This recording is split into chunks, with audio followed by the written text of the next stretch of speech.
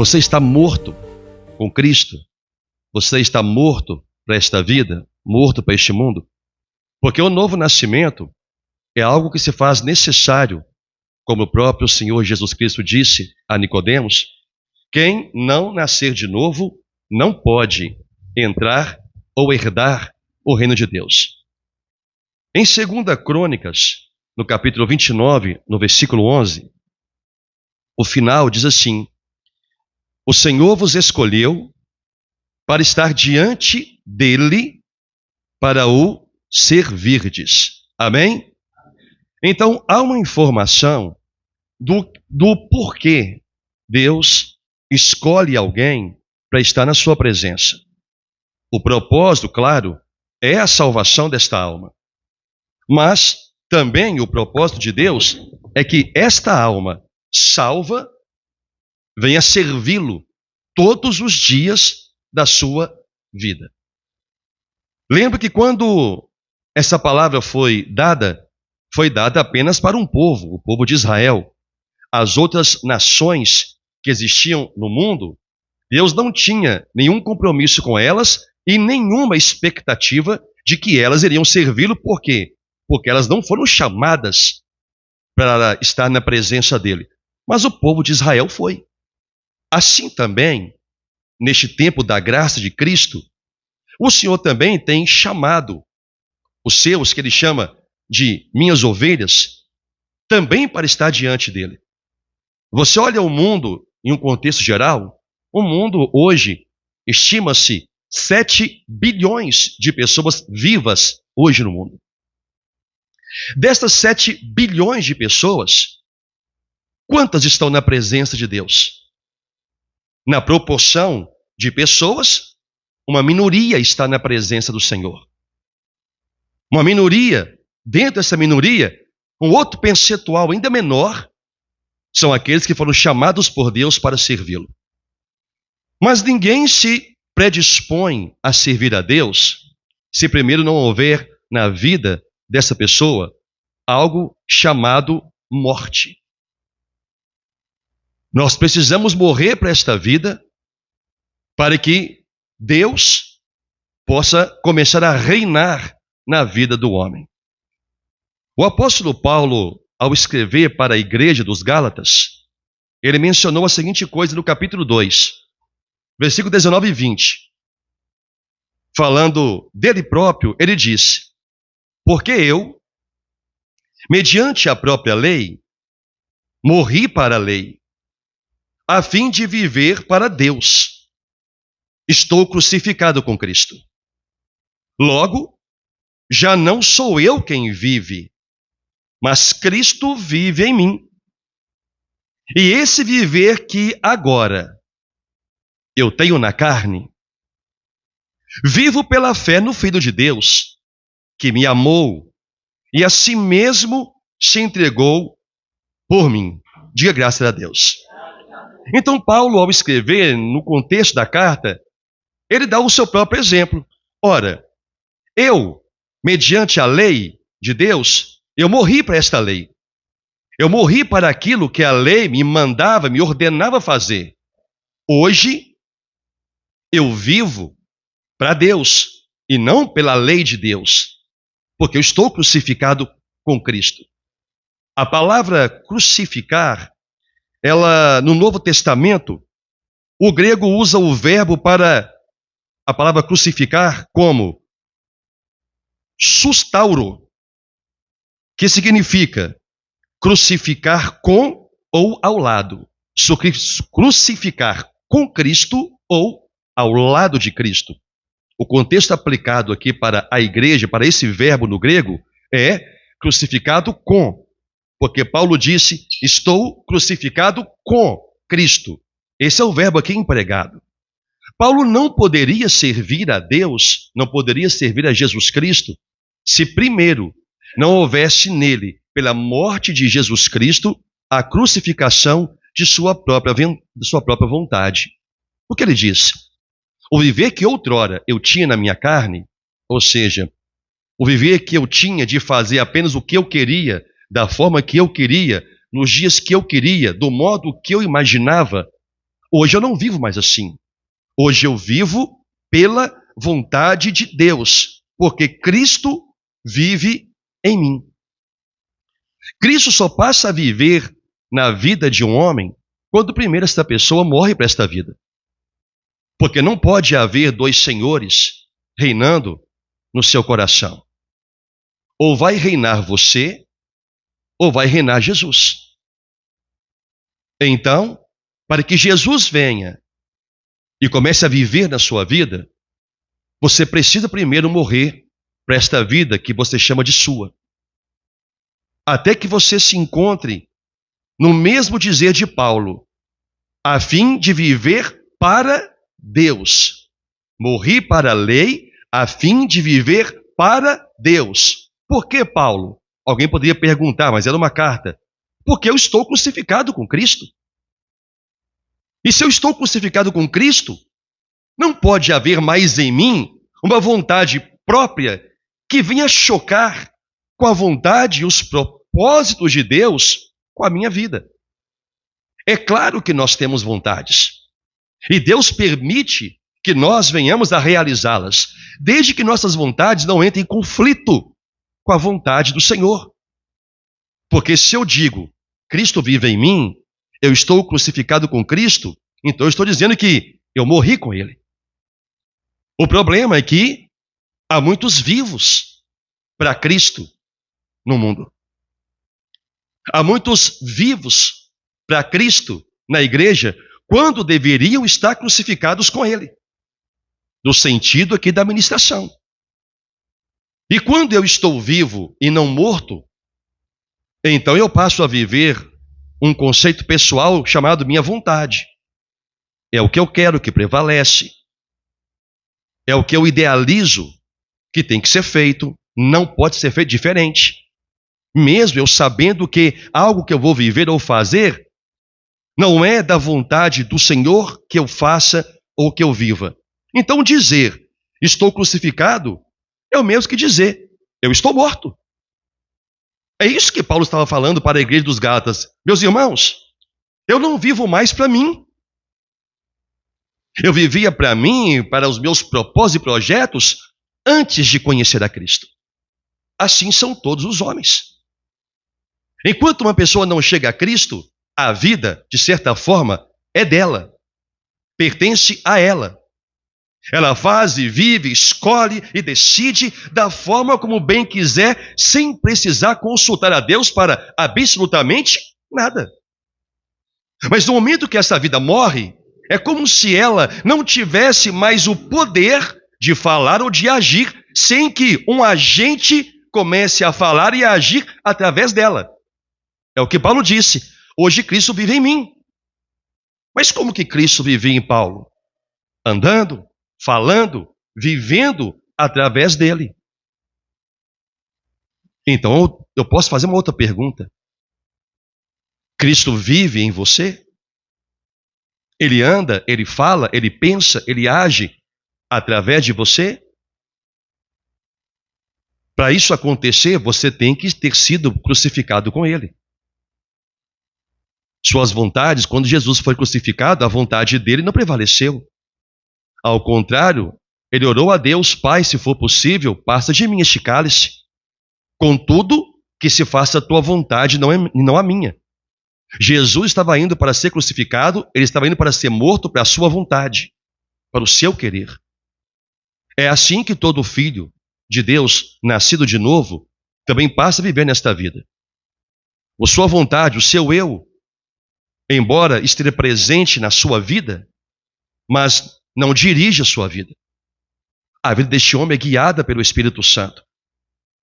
O Espírito Santo o convence, o Espírito Santo o direciona, o Espírito Santo o aconselha, o Espírito Santo o capacita, o Espírito Santo fala, o Espírito Santo sopra, ele age. O soprar aqui é agir, é enviar. Porque essa pessoa está morta. Como eu uso nas minhas colocações, morto não fala, morto não age. Morto, ele é transportado, ele não vai caminhando sozinho. Assim é uma pessoa crucificada com Cristo. Ela não vive mais sozinha. Ela tem sonhos e vontades mas os seus sonhos e vontades estão abaixo, e muito abaixo, das vontades do seu Senhor. É isso que Paulo quis dizer quando disse: eu estou crucificado. E quem está crucificado está morto para alguém ou para alguma coisa. Eu quero falar algumas coisas simples aqui esta noite. Primeiro, morto para alguém. Eu tenho que estar morto para mim. Você tem que estar morto para você. Gálatas 2:20 diz: logo, já não sou eu quem vive, mas Cristo vive em mim. Espera, isso aqui é uma afirmativa das mais sérias. Porque qualquer um que olhasse Paulo é como você me vendo e eu te vendo. Hoje já não sou eu quem vive. Como não, se eu estou te vendo? Obrigado, irmão. Como não, se eu estou te ouvindo? Mas como que Paulo poderia afirmar que Cristo vivia nele? Porque eu posso dizer, Cristo vive em mim. Você pode dizer que Cristo vive em você. Mas qual é a base que temos para afirmar que Cristo está vivendo em nós? Só há uma. A mesma que guiou a sua vida, quando aqui ele estava. Viver para fazer a vontade de Deus. Deus o escolheu para isto. Deus nos escolheu para isto. Para estar diante dele, Gabriel, e o servir. Para estar diante dele e fazer a sua vontade. Se eu não faço a vontade do Senhor, principalmente a vontade que entra em conflito comigo, porque fazer a vontade de Deus, naquilo que eu concordo, naquilo que me agrada, é fazer a vontade? É. Mas não é algo difícil.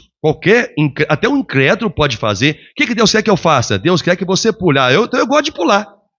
Ele pula a corda. Para ele é fácil. Por quê? Ele gosta de pular. Um exemplo que eu estou dando. Mas quando Deus requer de nós algo que nós não queremos fazer, mas fazemos, nós dizemos a Deus: eu não quero, mas que se faça a tua vontade, não a minha. É possível que outra pessoa faça, Senhor?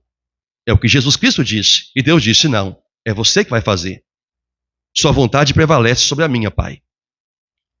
Quando você começa, então, a viver a vontade do Senhor, em conflito com seus interesses, é um bom indício, não é o único, mas é um bom indício que você está morto para você e vivo para Deus. É um bom indício de que Cristo pode estar vivendo em você, porque sempre o querer dele está acima do seu, mesmo que te cause perda ou dano. Então, o primeiro é estar morto para alguém, é estar morto para nós mesmos. E essa é a parte mais difícil. Porque morrer para uma outra pessoa é fácil. Só envolve você querer estar morto para ela, mas estar morto para si requer você entender, ou nós entendermos, que haverá muitas vontades em nós que nós não vamos fazer porque não é a vontade de Deus. Haverá um desejo em nossa carne de fazer algo que vamos nos deparar com a Bíblia, que é contra os princípios da vontade do Senhor. Então eu digo não. Eu digo não para mim. Isto é estar morto para si. Segundo, estar morto para alguma coisa. Romanos 6,11, a palavra diz: assim também vós considerai-vos mortos para o pecado, mas vivos para Deus em Cristo Jesus. Morto para alguma coisa, morto para o pecado. Então são as duas coisas principais que a Bíblia diz que nós temos que morrer. E são as duas coisas que entram em choque com a nossa vida cristã. Nosso querer e o pecado. São as duas lutas que nós enfrentamos todos os dias. Um querer meu pode não ser pecado, mas pode não ser a vontade de Deus. Quando é pecado, é fácil identificar. Às vezes só é difícil resistir. Mas nós sabemos que pecado é pecado. Toda desobediência é pecado. E daí abre-se um leque de pecados incontáveis. Pecados morais, pecados espirituais. Quando nós estamos vigiando o pecado, lemos a palavra ouvimos uma pregação, o pecado é notório aos nossos olhos. Eu só vou conseguir vencê-lo se eu me considerar morto para ele. É isso que Paulo diz. Se considere morto para o pecado. Nós não estamos mortos para o pecado. Nós nunca vamos estar mortos para o pecado. Porque o Senhor diz que o pecado tenazmente nos assedia. O pecado não assedia morto. O pecado assedia vivo. Quem está vivo. O pecado tenta influenciar quem está vivo.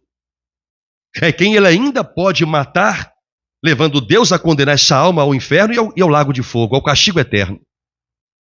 Mas quando Deus fala, você precisa se considerar morto para ele, embora o pecado não esteja morto, mas se considere morto para ele. Está dizendo o quê? Se você se considera morto para o pecado, você tem condição de resistir a ele. Se você se considera morto para a sua vida, você vai ter condição de obedecer a Deus. Quando você entender que você não é o centro do universo, que você não é a última Coca-Cola, que você não é a pessoa mais importante do mundo, e nem do céu, e de lugar algum. Quando você entender que a sua vida não significa absolutamente nada em relação a Deus.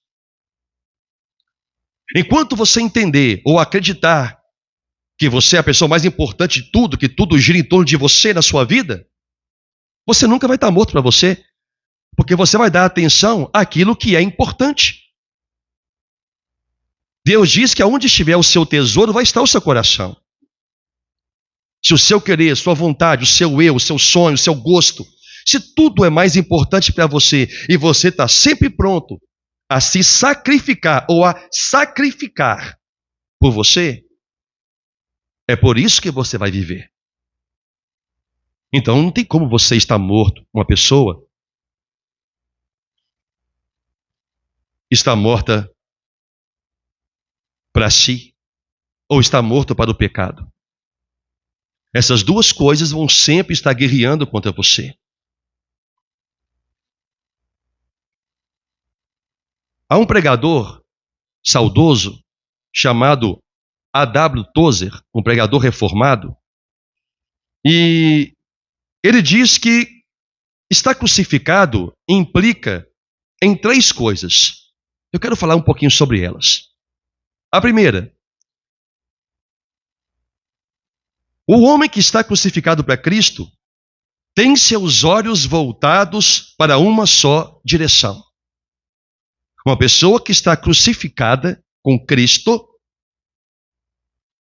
os seus olhos são voltados para uma só direção. Então eu fui buscar os termos bíblicos para testificar se ele estava certo. E ele estava. Hebreus 12:2, a palavra diz: olhando firmemente para o autor e consumador da fé, Jesus, o qual, em troca da alegria que lhe estava proposta, suportou a cruz, não fazendo caso da ignomínia, da vergonha, e está assentado à destra do trono de Deus. Eu vou te explicar isso.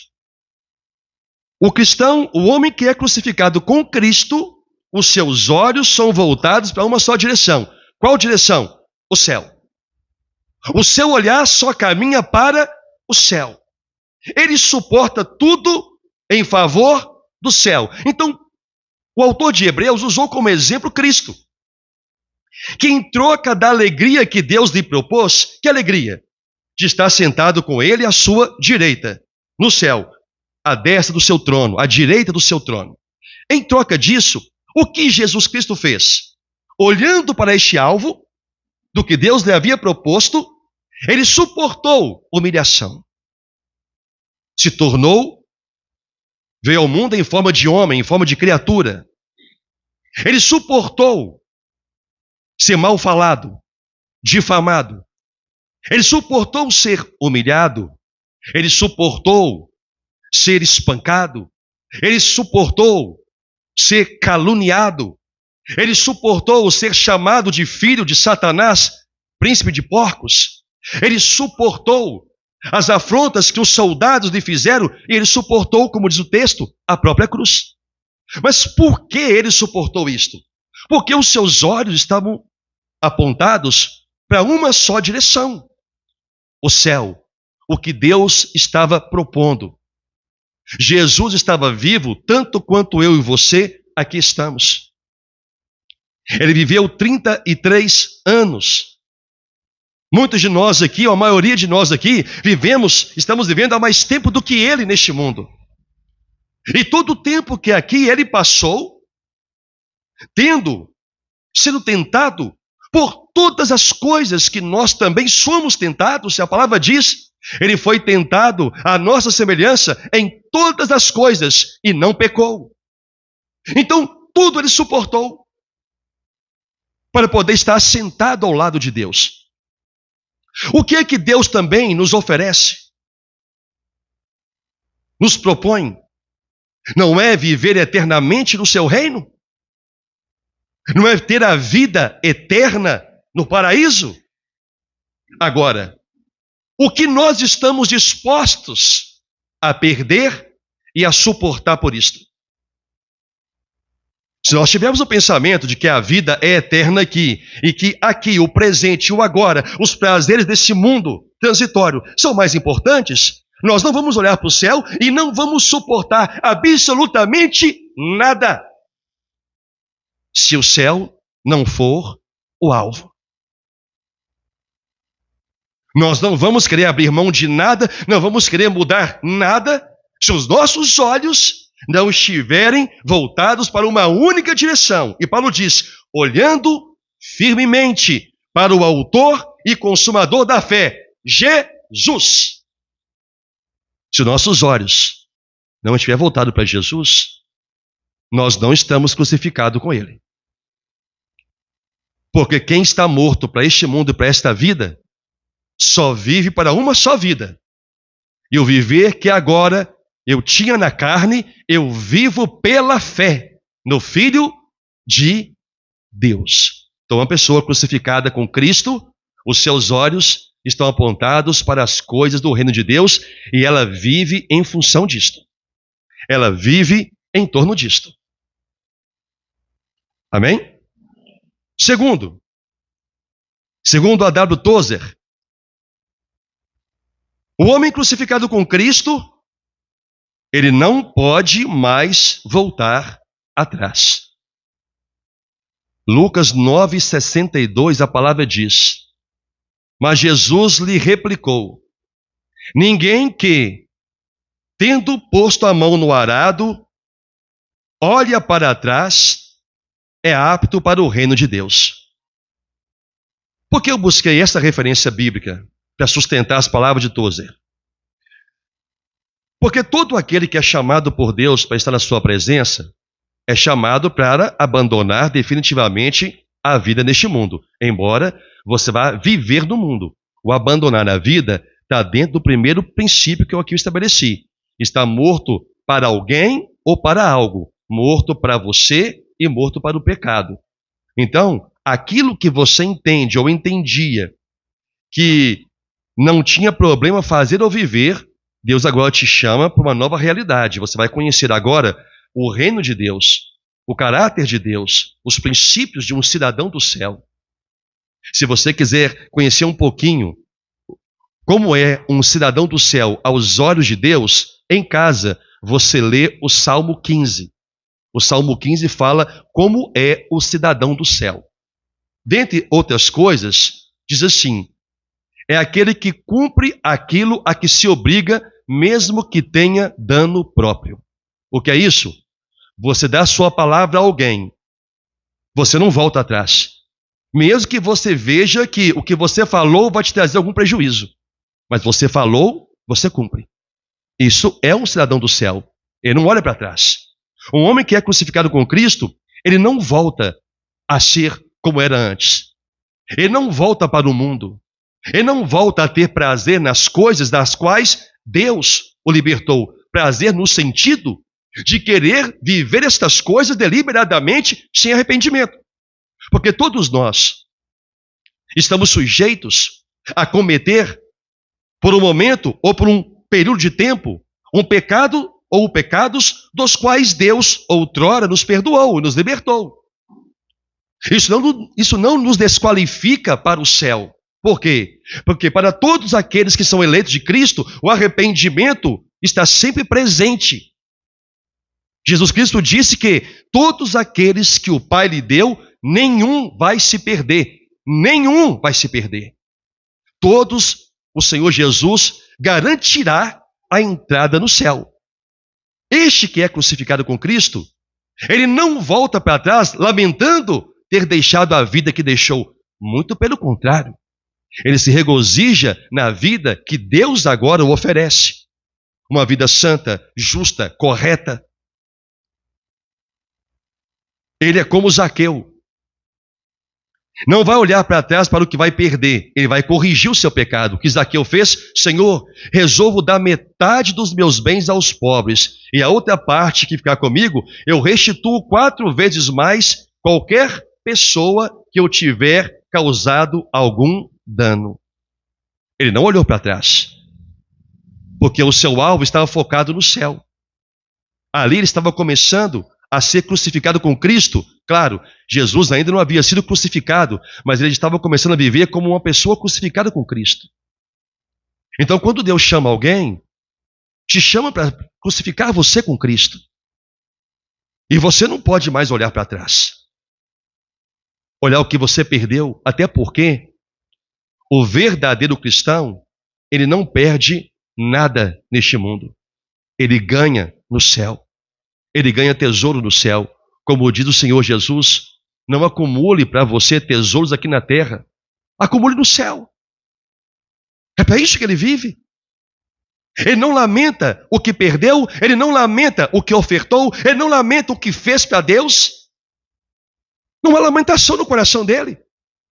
Ele não volta para trás dizendo, por que eu fiz isso? Vamos embora. Amém? Por que eu fiz isso?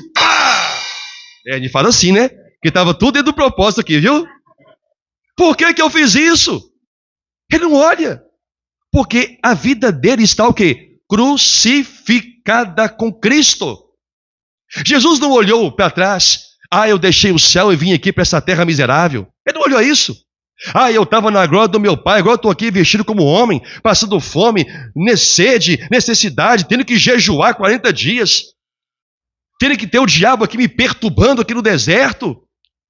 Tendo que ver o pecado deste povo perante os meus olhos. Ele não ficou olhando para trás. Porque ele estava ali cumprindo um propósito, um chamado.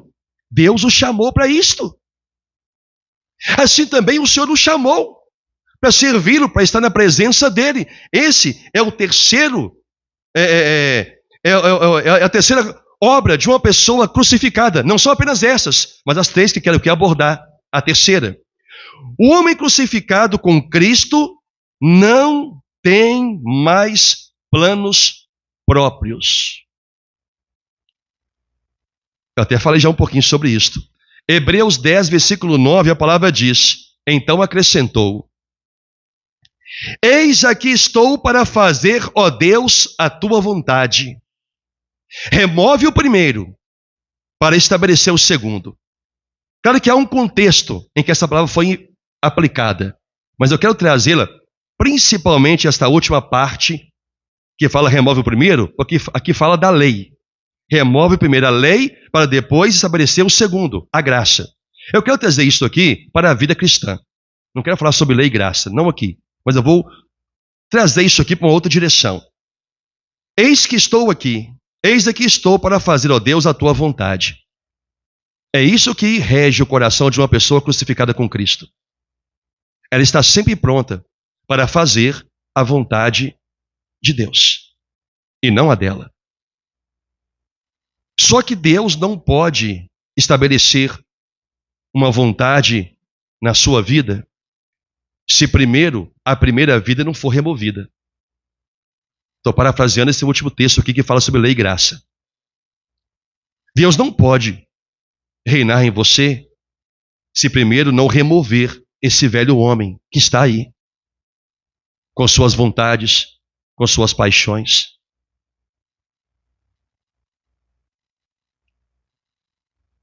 Lucas 16, 9 diz assim, 16:13. Ninguém pode servir a dois senhores, porque há de aborrecer-se de um e amar ao outro, ou se devotará a um e desprezará o outro. Não podeis servir a Deus e às riquezas. Vou trocar a última palavra. Você não pode servir a Deus e a sua vontade, e a sua própria vontade. Não pode haver dois reinos ou dois governos na sua alma. Deus precisa primeiro remover o velho homem. Por isso é necessário nascer de novo. E este aqui é um problema que se encontra dentro das igrejas e na vida de muitas pessoas.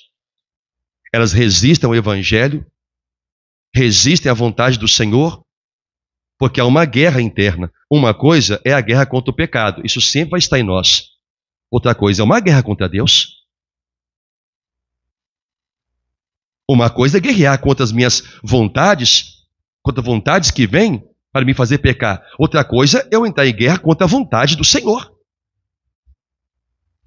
E isso se encontra na vida de muita gente. Porque o velho homem não foi removido.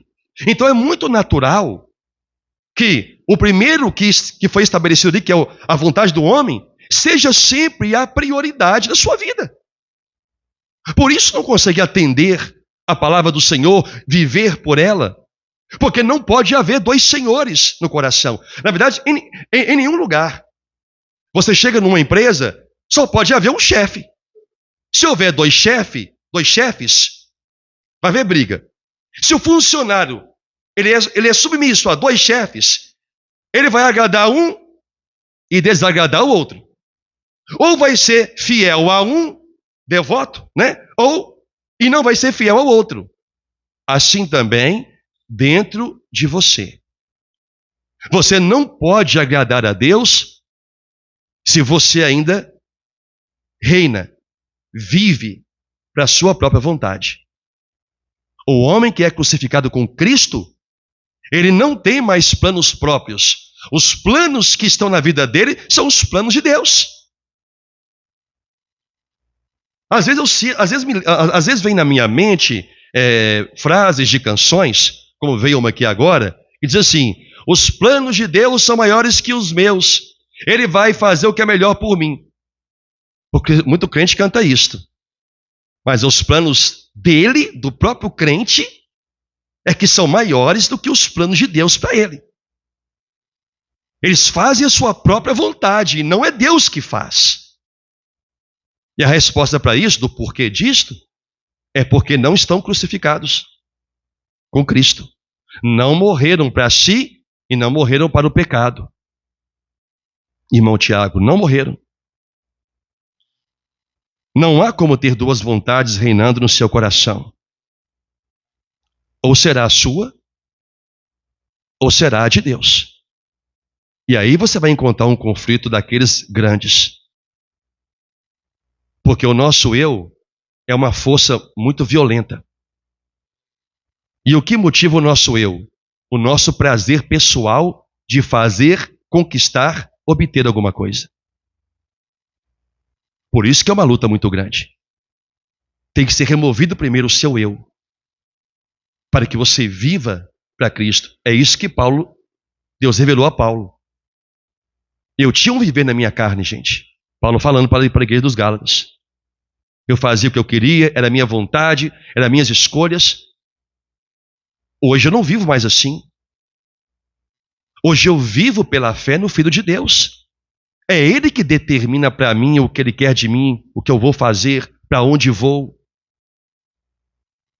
Eu estou crucificado com Ele, disse Paulo. E nós temos que falar isso para nós também todo dia. Eu estou crucificado com Cristo. Mas espera, Warley. Se você está crucificado com Cristo, ao menos 3 coisas tem que haver em você. O seu olhar tem que ter uma só direção, o céu. E suportar tudo por isto. Você não pode mais voltar para trás. E os seus planos não estão acima dos planos de Deus, dos propósitos do Senhor. Mas muitos dizem que já morreram com Cristo.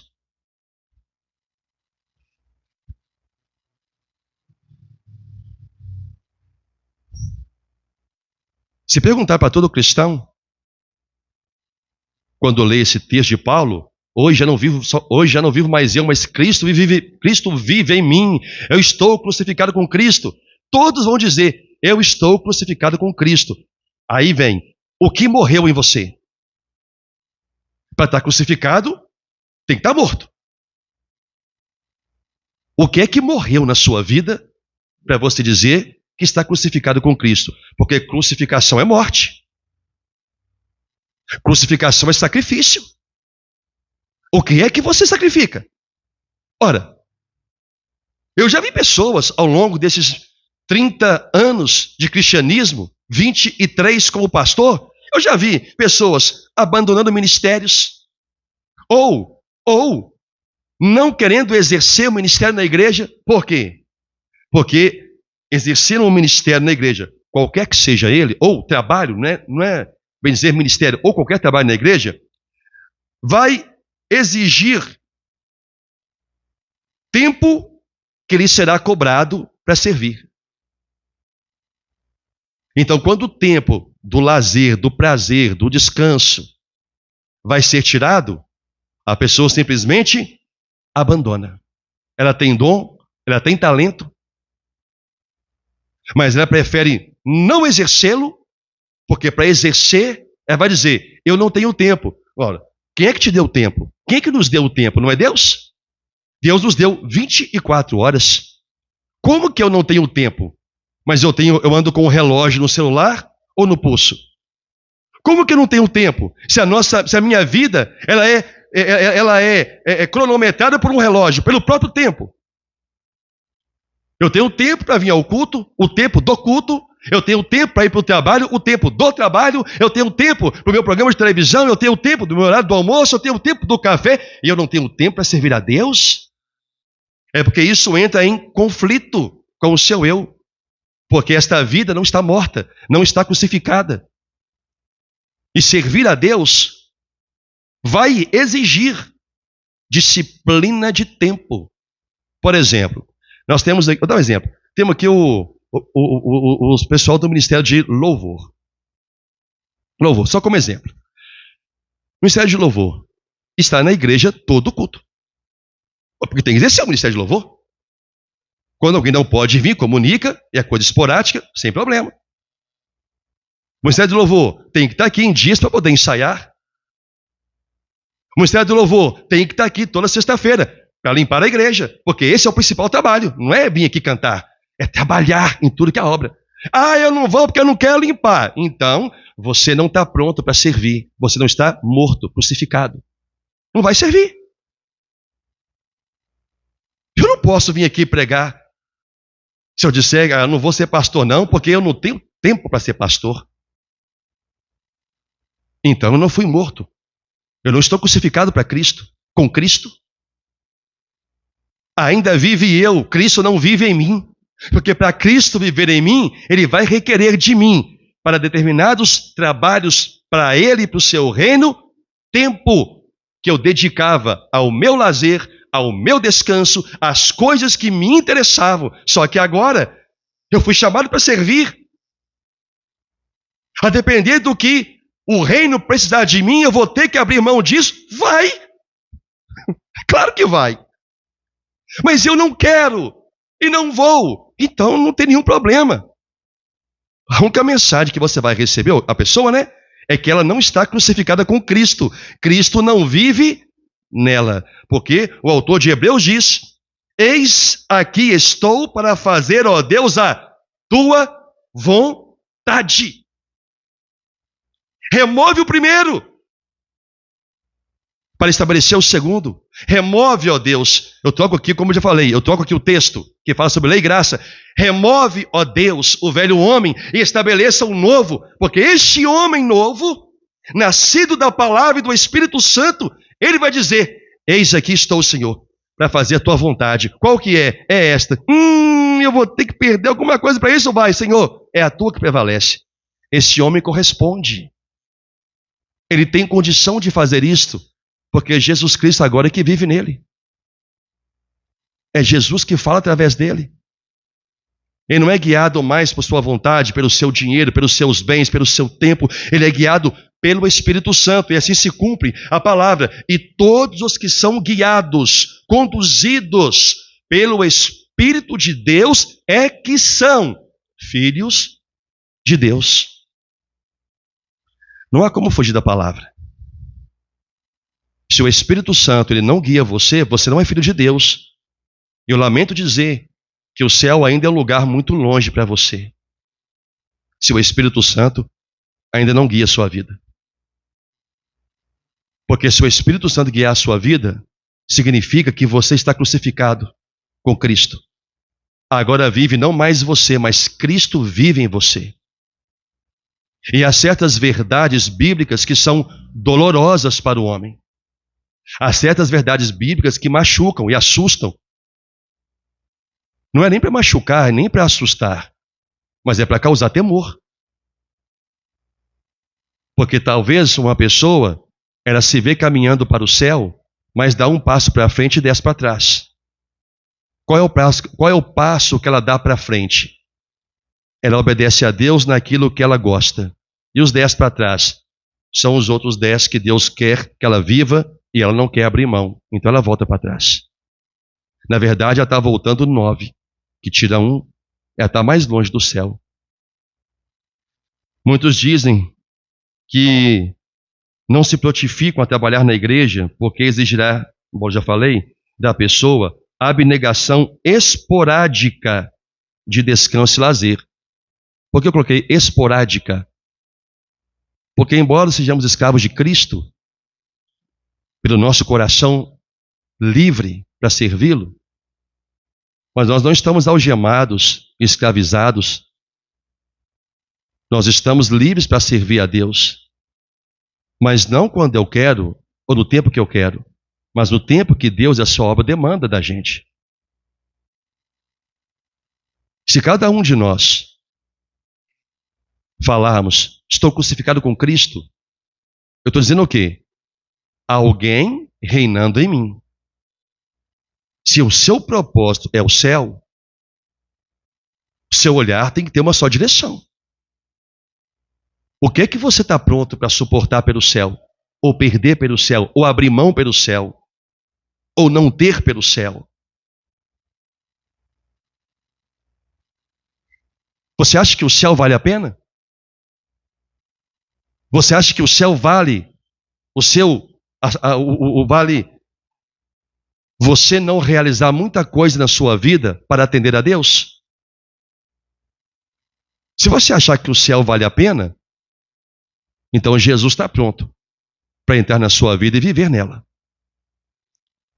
Porque é a única coisa que Ele tem para te oferecer é o céu. Aqui na terra você pode conquistar muita coisa sem Ele. Assim como o ímpio também conquista. Mas o céu é a única coisa que só Ele pode te dar. Mas para isso você vai ter que morrer para a sua vida. Ser livre para servir a Cristo. Não como escravo, mas como servo. É isso que está escrito lá em Crônicas 29:11. Ele te escolheu para estar diante dele. Você sabe o que é estar diante de Deus para servi-lo? E ser escolhido para isto? É a maior honra que uma pessoa pode ter na vida. É ser escolhida para viver neste mundo todos os dias diante do Senhor. Mesmo Deus sabendo que você vai errar, que você vai cometer pecados. E para garantir isto, Deus garantiu que há uma perseverança para os santos. E a perseverança é Cristo. Que não há condenação para quem está nele. Porque este homem, essa pessoa, ao pecar, haverá instantaneamente, ou depois de um tempo, o arrependimento, ela volta. Sua salvação é garantida por Cristo. É isso que Deus oferece para o homem. Uma vida completamente diferente do que o homem acha que está perdendo. Eu quero dizer para você, posso falar por questões bíblicas e posso falar por questões pessoais. Questões bíblicas. Moisés preferiu ser maltratado com o povo de Deus ao ser chamado filho da filha de Faraó. E um outro texto diz que ele preferiu sofrer do que usufruir das riquezas do Egito. Por quê? Porque os seus olhos estavam voltados para o céu. Questão bíblica. Questão pessoal.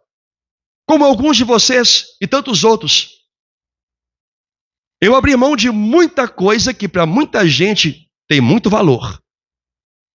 E eu disse não para isto há 19 anos atrás. Quando abri mão de carreira, de profissão, de empresa, de sucesso e tudo que Deus me proporcionou, eu disse sim para a obra. E eu não perdi absolutamente nada. Ao contrário, eu só ganhei. Eu só ganhei e tenho ganhado até hoje. É isso que Deus oferece. Não há nada no mundo que você possa perder e que você vai se lamentar. Agora, se você abrir mão, talvez empolgado pela pregação e não movido pelo Espírito Santo, que isso acontece muito. A pessoa ela é empolgada por uma pregação, sai da igreja cheio de uma suposta fé, pronto para mudar, pronto para abrir mão, pronto para fazer qualquer coisa por Deus, pelo reino de Deus. Ela vai e faz. Passa-se um tempo, ela acha que o fazer obriga a Deus a corresponder com alguma coisa boa para a vida dela. Não obriga e jamais obrigará, porque é graça.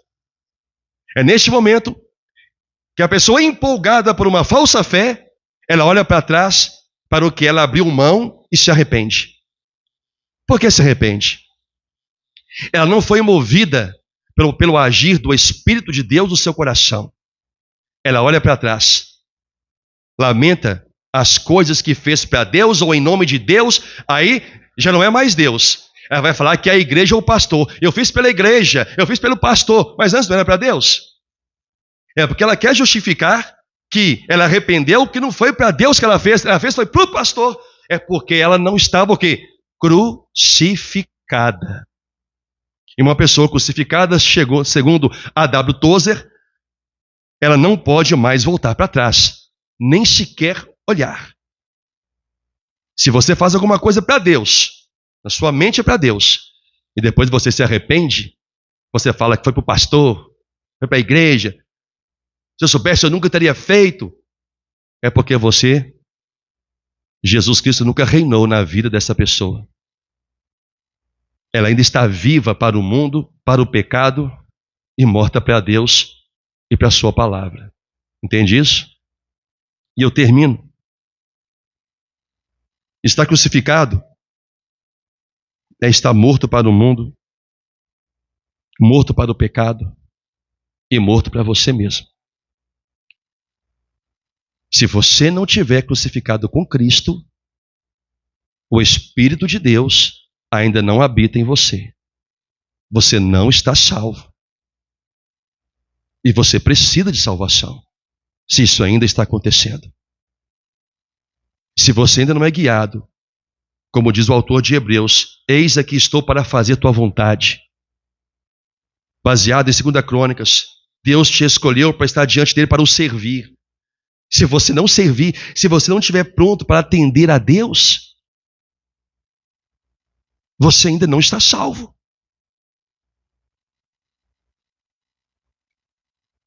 Se você morrer, você está condenado. Você vai passar por esta vida achando que esta vida é prazerosa. Na verdade, ela é prazerosa. Esse que é o problema. Se a vida fosse ruim, nós largava ela mais fácil. Só que o céu é muito melhor. Mas o céu vem após a morte, não antes dela. As alegrias do céu é após a morte, não antes dela. Por isso Jesus vivia. A alegria suportava pela alegria que estava proposta. Deus propôs a ele: você vai assentar à minha destra. Deus propôs a mim e a você. Jesus Cristo disse: aonde eu estiver, você estará também.